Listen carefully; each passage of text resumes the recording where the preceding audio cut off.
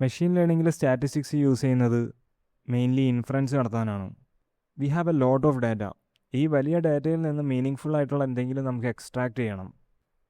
ഉദാഹരണത്തിന് കേരളത്തിലുള്ളവരുടെ ഒരു ഹൈറ്റിൻ്റെ ഐഡിയ കിട്ടാനായിട്ട് ഞാൻ നേരെ കേരളത്തിലുള്ളവരുടെ പേരും ഹൈറ്റും അടങ്ങിയ ലിസ്റ്റ് എടുത്ത് വെച്ച് ഓരോന്നോരോന്നായിട്ട് വായിച്ച് നോക്കില്ല. എനിക്ക് അങ്ങനെ ചെയ്യുന്നതിലൂടെ എൻ്റെ ടൈമും പോവും, മാത്രവുമല്ല എനിക്ക് മീനിങ് ഫുൾ ആയിട്ടുള്ള ഒരു ഇൻഫർമേഷനോ കിട്ടുകയില്ല അതിൽ നിന്ന്. അതേസമയം ഞാൻ ഇവരുടെ എല്ലാം ഹൈറ്റ് എടുത്ത് വെച്ച് ആഡ് ചെയ്ത് അവരുടെ പോപ്പുലേഷൻ വെച്ച് ഡിവൈഡ് ചെയ്താൽ എനിക്ക് ആവറേജ് ഹൈറ്റ് കിട്ടും. അത് ഒരു സിംഗിൾ ക്വാണ്ടിറ്റിയാണ്, ബട്ട് ഏകദേശം കേരളത്തിലുള്ളവർ ഒരു ആവറേജ് ഹൈറ്റ് അല്ലെങ്കിൽ അവരുടെ ഒരു ഹൈറ്റിൻ്റെ ഒരു ഐഡിയ, ഒരു പിക്ചർ എനിക്ക് കിട്ടും.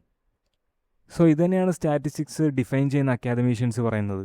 A branch of mathematics dealing with the collection, analysis, interpretation and presentation of masses of numerical data. ഒരുപാട് ന്യൂമറിക്കലായിട്ടുള്ള ഡാറ്റയെ കളക്ട് ചെയ്യാനും അത് അനലൈസ് ചെയ്യാനും ഇൻ്റർപ്രിറ്റ് ചെയ്യാനും അത് പ്രസൻറ്റ് ചെയ്യാനും ആണ് സ്റ്റാറ്റിസ്റ്റിക്സ് യൂസ് ചെയ്യുന്നത്. രണ്ടാമതൊരു ഡെഫിനിഷൻ എന്ന് പറയുന്നത് statistics is the branch of scientific method which deals with the data obtained by counting or measuring the properties of population.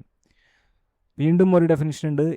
ഇത് വ്യത്യസ്തമായിട്ടുള്ള ആളുകളിൽ നിന്ന് വ്യത്യസ്തമായിട്ടുള്ള വേഡിങ്ങിലുള്ള ഡെഫിനിഷൻസ് ആണെങ്കിലും ഏകദേശം ക്രക്സ് ഇതിൻ്റെ സെയിമാണ്, ഇതിൻ്റെ കണ്ടൻറ്റ് സെയിമാണ്. വലിയൊരു ഡേറ്റ മീനിങ് ഫുള്ളായിട്ട് സമ്മറൈസ് ചെയ്യാനായിട്ടാണ് നമ്മൾ സ്റ്റാറ്റിസ്റ്റിക്സ് യൂസ് ചെയ്യുന്നത്. So main aim of statistics is inference ആണ് ഇതിൻ്റെ മെയിൻ എയിം. സോ ഇൻഫറൻസ് നടത്താനായിട്ട് നമുക്കൊരു പോപ്പുലേഷൻ ഉണ്ട് എന്ന് വയ്ക്കുക.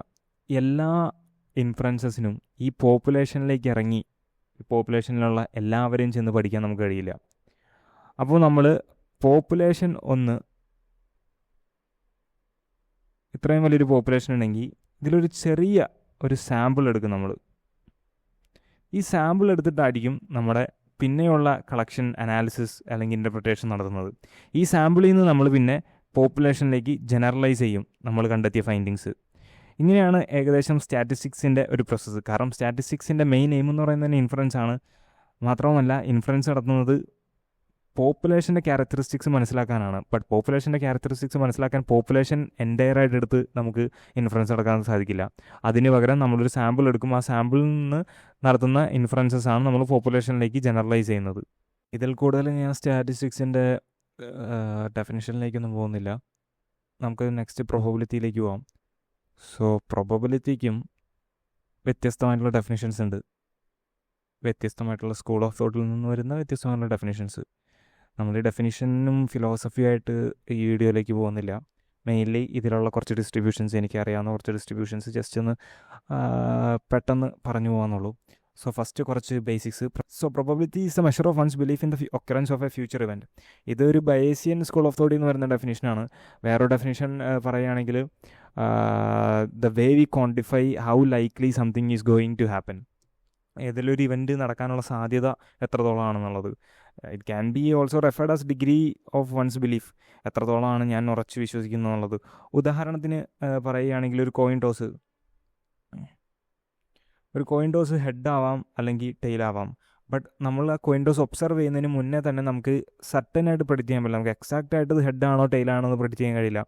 ആ കോയിൻ ഫെയർ ആണെങ്കിൽ നമുക്ക് പറയാം 50% ഹെഡ് വരാനാണ് ചാൻസ്, അല്ലെങ്കിൽ 50% ടെയിൽ വരാനാണ് ചാൻസ് എന്ന് നമുക്ക് പറയാൻ കഴിയും. പക്ഷേ we cannot predict the outcome വിത്ത് സർട്ടൻറ്റി.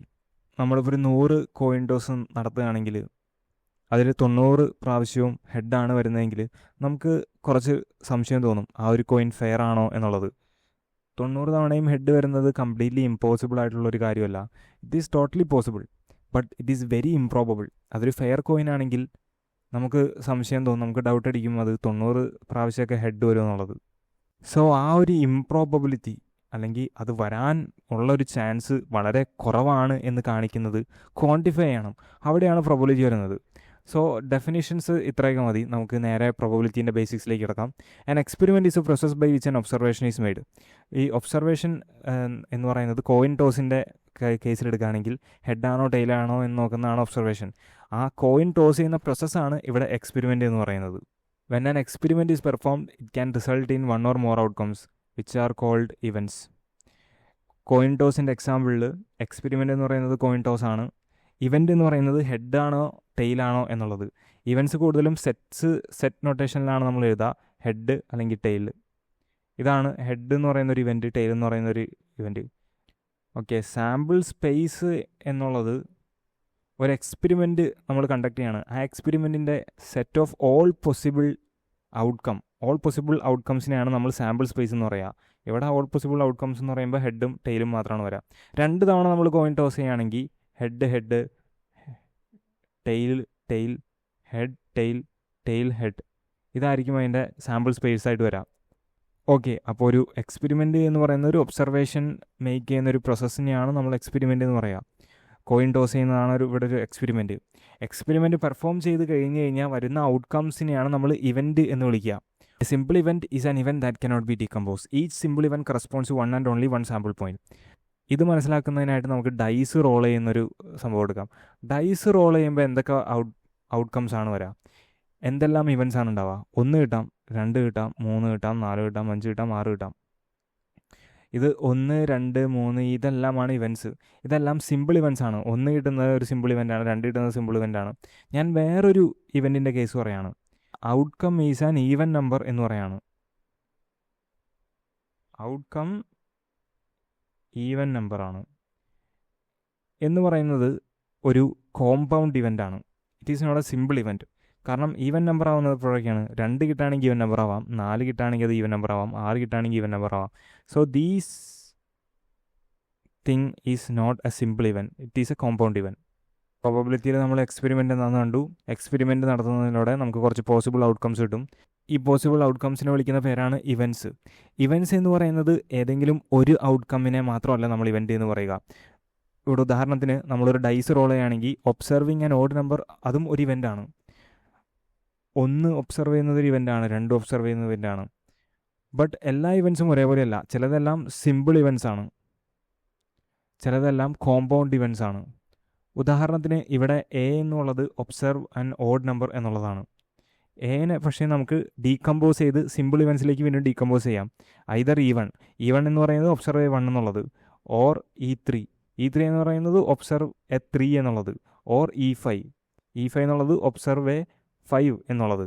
ഈ 3 ഇവൻറ്റും നടന്നു കഴിഞ്ഞ് കഴിഞ്ഞാൽ നമുക്ക് എ നടന്നു എന്ന് പറയാം. കാരണം A is a compound event. എനെ ഡീകമ്പോസ് ചെയ്ത് സിമ്പിൾ ഇവൻറ്റ്സ് ആക്കാൻ കഴിയും. ഇനി ഡൈസ് റോൾ ചെയ്യുന്ന കിട്ടുന്ന ഔട്ട്കംസിനെല്ലാം സിമ്പിൾ ഇവൻറ്റ്സ് മാത്രം ആക്കി ഒരു സെറ്റ് നമുക്ക് ബിൽഡ് ചെയ്യാൻ കഴിയും.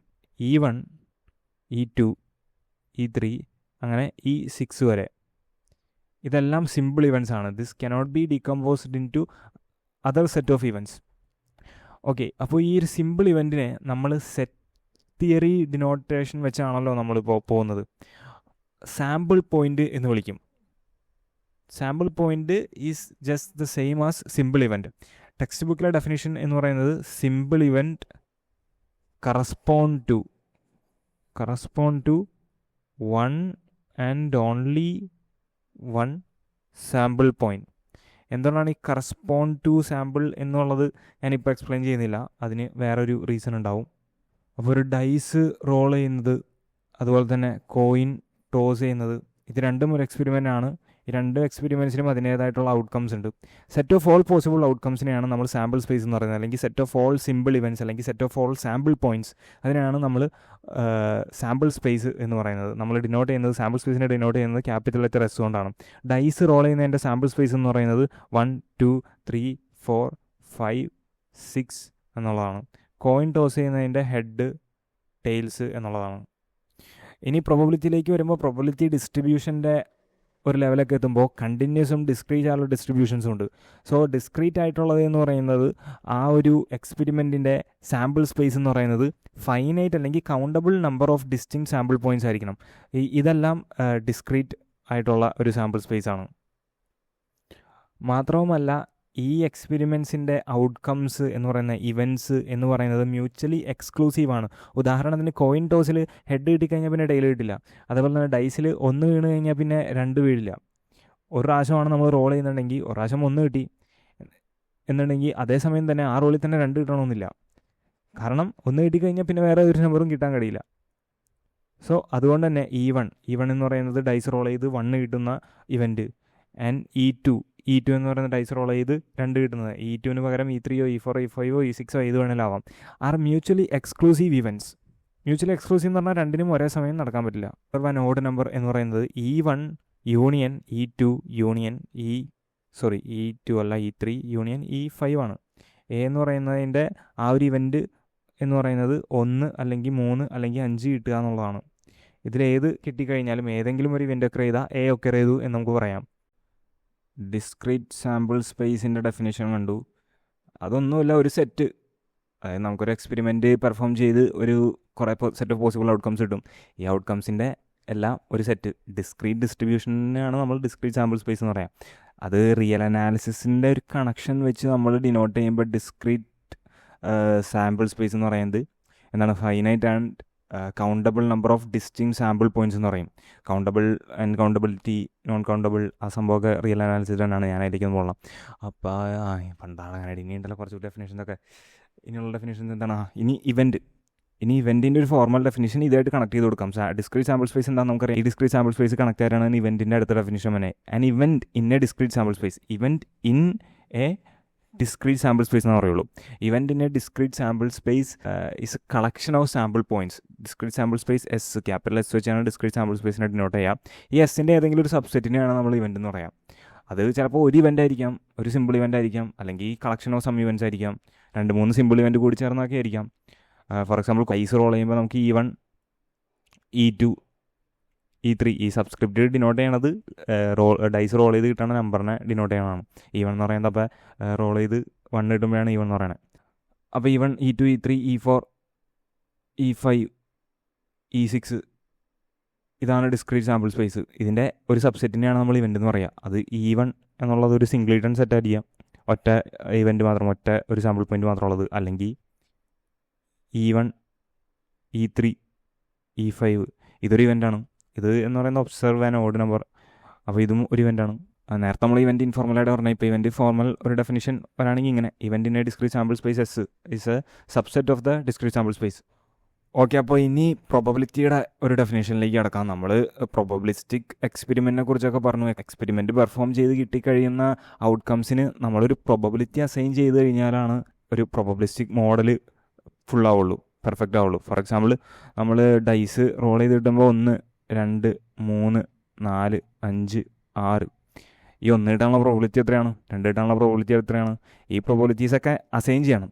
ഈ പ്രോബിലിറ്റി അസൈൻ ചെയ്യണതിന് പ്രത്യേകം കണ്ടീഷൻസ് ഉണ്ട്. സോ നമുക്കത് നോക്കാം. Suppose S is a sample space associated with an experiment. നമ്മളൊരു എക്സ്പെരിമെൻറ്റ് പെർഫോം ചെയ്തിട്ടുള്ള set of all possible outcomes ആ സാമ്പിൾ സ്പേസ്.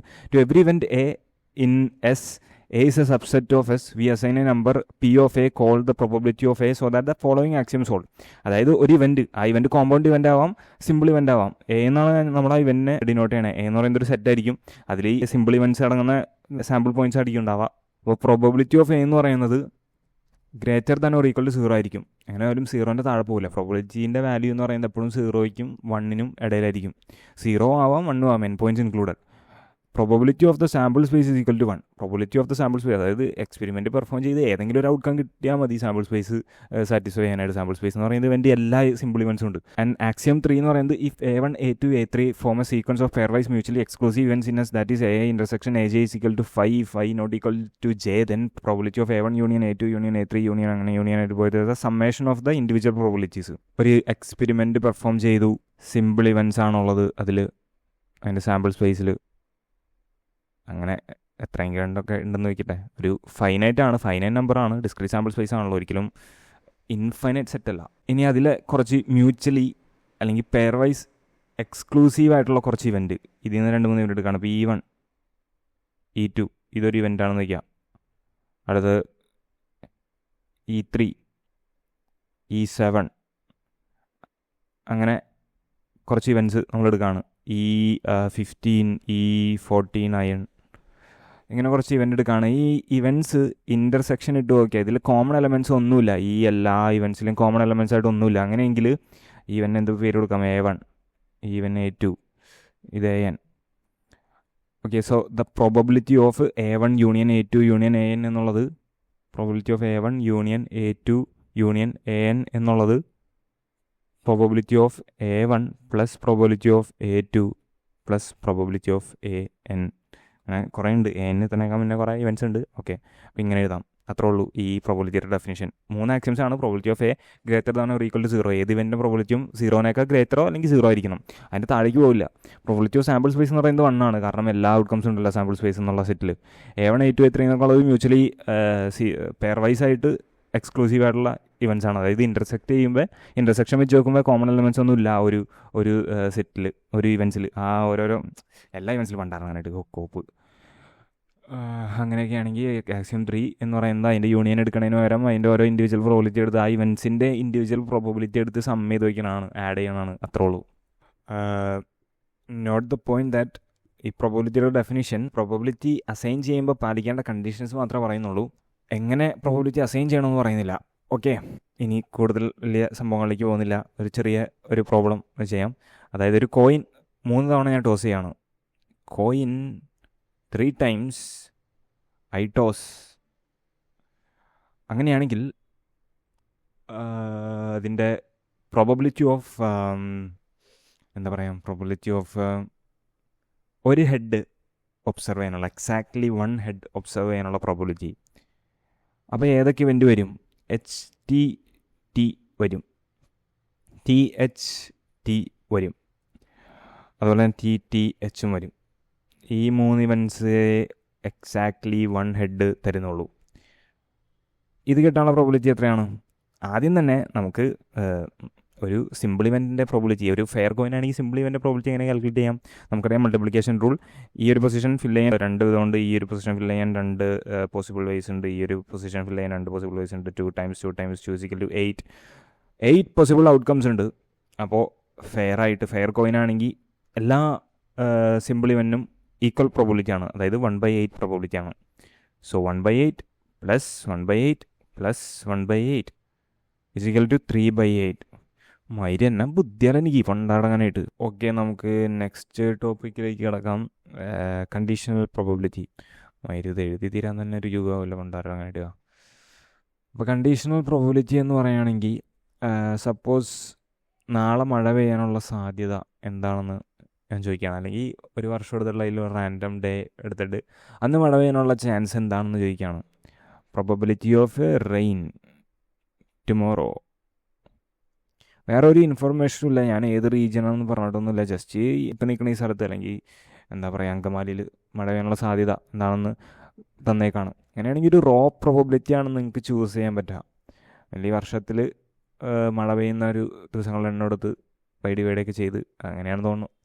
അങ്ങനെയല്ലേ, എന്തായാലും ആവട്ടെ. അങ്ങനെ ഒരു റോ പ്രോബിലിറ്റി ആയിരിക്കും കിട്ടുക. ബട്ട് ഞാൻ നിങ്ങൾക്ക് വേറെ കുറച്ച് ഇൻഫർമേഷൻ തന്നേക്കാണ്. അതായത് 2-3 ദിവസം കണ്ടിന്യൂസ് ആയിട്ട് മഴ പെയ്തുണ്ട്. ഇതൊക്കെ എന്താ എൻ്റെ കയ്യിൽ തന്നെ. ഓക്കെ, 2-3 ദിവസമായിട്ട് കണ്ടിന്യൂസ് ആയിട്ട് മഴ പെയ്തുണ്ട്. മാത്രമല്ല ഒരു ട്രോപ്പിക്കൽ സ്റ്റോം ഫോം ആയിട്ട് ബേ ഓഫ് ബംഗാൾ ഒരു സൈക്ലോണൊക്കെ ഉണ്ട് എന്നുള്ള കുറച്ച് ഇൻഫർമേഷൻ തന്നിട്ടുണ്ടെങ്കിൽ ആ പ്രോബബിലിറ്റി കുറച്ചുകൂടി റിഫൈൻ ചെയ്യാം. നിങ്ങൾക്ക് ഇപ്പോൾ കൂടുതൽ ഇൻഫർമേഷൻ ഉണ്ട്. Probability of rain tomorrow given 2-3 days of continuous rain and cyclone in എവിടെയാണ് നമ്മുടെ ബേ ഓഫ് ബംഗാളല്ല അല്ലേ, അറേബ്യൻ സീയോ എവിടെയൊക്കെ ഫോം ചെയ്തിട്ടുണ്ട്. അങ്ങനെയാണെങ്കിൽ നിങ്ങൾക്ക് പ്രോബബിലിറ്റി കാൽക്കുലേറ്റ് ചെയ്യാൻ കുറച്ച് കൂടുതൽ ഇൻഫർമേഷൻ കിട്ടിയപ്പോൾ നിങ്ങളുടെ പ്രോബബിലിറ്റി കുറച്ചുകൂടി അക്യുറേറ്റ് ആയിരിക്കും. അക്യുറേറ്റ് ആണെന്നുള്ള കുറച്ചുകൂടി ഒരു നല്ലൊരു പ്രോബബിലിറ്റി ആയിരിക്കും. വേറൊരു എക്സാമ്പിൾ എടുക്കുകയാണെങ്കിൽ ഡൈസ് റോൾ ചെയ്യണത്. ഡൈസ് റോൾ ചെയ്ത് കിട്ടുന്നത് ഒരു ഓഡ് നമ്പറാണ് എന്നുള്ളൊരു ഇൻഫർമേഷൻ തന്നേക്കാണ്. So probability of getting 1 given an odd number has fallen. അതായത് ഡൈസ് റോൾ ചെയ്ത് ഓൾറെഡി ഒരു ഓഡ് നമ്പറാണ് ഫോളോ ചെയ്ത് നിർത്തിയേക്കുന്നത്. Probability of 1 given an odd number has been showed. Odd number ഏതൊക്കെയാണ്? 1, 3, 5 ആണല്ലോ. Probability of getting 1 given that the dice roll occurred as an odd number എന്ന് പറയുകയാണെങ്കിൽ പ്രോബബിലിറ്റി ഓഫ് 1 ഗിവൺ 1, 3, 5 = 1/3 എന്നാവില്ലേ. ഒരു അൺകണ്ടീഷണൽ പ്രോബബിലിറ്റി ആണെങ്കിൽ 1 കിട്ടാനുള്ള പ്രോബബിലിറ്റി 1/6 ആണ്. But given the condition that ഒരു odd number role ചെയ്ത് വന്നിട്ടുണ്ട് എന്നുള്ളത്, അങ്ങനെയാണെങ്കിൽ അത് 1/3 ആയിട്ട് റെഡ്യൂസ് ആയി. എസെൻഷ്യലി ഇവിടെ കാണുന്നത് എന്താണെന്ന് വെച്ച് കഴിഞ്ഞാൽ, ഫസ്റ്റ് ആ ഒരു എക്സ്പെരിമെൻറ്റിന് ഒരു വലിയ സാമ്പിൾ സ്പേസ് ഉണ്ടാവും. ഒരു കണ്ടീഷൻ തന്നു കഴിഞ്ഞാൽ അതിൻ്റെ സാമ്പിൾ സ്പേസ് തന്നെ റെഡ്യൂസ് ആവാണ്. അതിൻ്റെ സാമ്പിൾ സ്പേസിനെ റെഡ്യൂസായി ആ കണ്ടീഷൻ സാറ്റിസ്ഫൈ ചെയ്യണ കുറച്ച് ഇവൻറ്റ്സ് മാത്രം പിന്നെ സാമ്പിൾ സ്പേസിലേക്ക് എടുത്താൽ മതി. അതാണ് ഇവിടെ നടന്നേക്കണേ. അതായത് ഡൈസ് റോൾ ചെയ്തൊരു ഓഡ് നമ്പർ കിട്ടി എന്നുള്ളൊരു കണ്ടീഷൻ തന്നു. അങ്ങനെയാണെങ്കിൽ ഇനി മുതൽ സാമ്പിൾ സ്പേസ് 1, 3, 5 മാത്രമേ ഉള്ളൂ, ഒരു 3 ഉള്ളൂ. അപ്പോൾ ഇതിൽ 1 കിട്ടാനുള്ള ചാൻസ് പറയുന്നത് 1/3 ആണ്. ഇതാണ് കണ്ടീഷണൽ പ്രോബബിലിറ്റിയുടെ formal definition. Probability of A given B is equal to probability of A intersection B divided by probability of B. That's it. നേരത്തെ probability of 1 given odd number എന്നുള്ളത് നമുക്ക് probability of getting 1 intersection probability എന്തൊക്കെ ഇവൻ്റാണ്, probability of 1 intersection 1, 3, 5 divided by probability of 1, 3, 5. ഇത് compute ചെയ്യുമ്പോൾ എങ്ങനെ വരും? Probability of 1 intersection 1, 3, 5 എന്താണ്? 1 തന്നെ. പ്രോബബിലിറ്റി ഓഫ് 1, 3, 5 എന്താണ്? 3/6 വിച്ച് ഈസ് 1/2 അല്ലേ? 1/2. പ്രോബബിലിറ്റി ഓഫ് 1 എന്താണ്? 1/6 divided by 1/2 is equal to 1/6 times 2/1, 1/3. അവിടെയാണ് ഇനി ഇൻഡിപെൻഡൻറ്റ് ഇവൻറ്റ്സിൻ്റെ കടന്നുവരവ്. ഇൻഡിപെൻഡൻറ്റ് ഇവൻറ്റ് എന്ന് പറയുകയാണെങ്കിൽ ഒരു ഇവൻറ്റ് എ, വേറെ ഇവൻറ്റ് ബി ഒക്കർ ചെയ്തു എന്ന് ഞാൻ തന്നേക്കാണ്. Probability of A given B has occurred. അങ്ങനെ പറയുമ്പോൾ അതിൻ്റെ പ്രോബബിലിറ്റിയിൽ ഒരു മാറ്റവും വന്നിട്ടില്ല എന്നുണ്ടെങ്കിൽ ഇവൻ്റ് എയും ഇവൻ്റ് ബിയും ഇൻഡിപെൻഡൻ്റ് ആണ് എന്ന് പറയും. Probability of A given B എന്നുള്ളത് പ്രോബബിലിറ്റി ഓഫ് എ തന്നെയാണ്. Probability of be given A എന്നുള്ളത് പ്രോബബിലിറ്റി ഓഫ് ബി ആണ്. അങ്ങനെയെങ്കിൽ ഇത് ഇൻഡിപെൻഡൻ്റ് ആണെന്ന് പറയും. വേറെ കണ്ടീഷൻ കൂടി ഉണ്ട്. Probability of A intersection B എന്നുള്ളത് probability of A times probability of B. ഇത് ഏതെങ്കിലും ഒരു കണ്ടീഷൻ സാറ്റിസ്ഫൈ ചെയ്താൽ മതി, 3 സാറ്റിസ്ഫൈ ചെയ്യണമെന്നില്ല. ഏതെങ്കിലും ഒരെണ്ണം സാറ്റിസ്ഫൈ ചെയ്താൽ തന്നെ നമുക്ക് പറയാം അതൊരു ഇൻഡിപെൻഡൻറ്റ് ഇവൻ്റ് ആണ് എന്നുള്ളത്. അത് രണ്ടും ഇൻഡിപെൻഡൻറ്റ് ഇവൻറ്റ്സ് ആണെന്നുള്ളത്. അല്ലാന്നുണ്ടെങ്കിൽ അല്ലാത്ത പക്ഷം നമ്മൾ പറയും A is dependent on B അല്ലെങ്കിൽ B is dependent on A എന്ന് നമ്മൾ പറയും.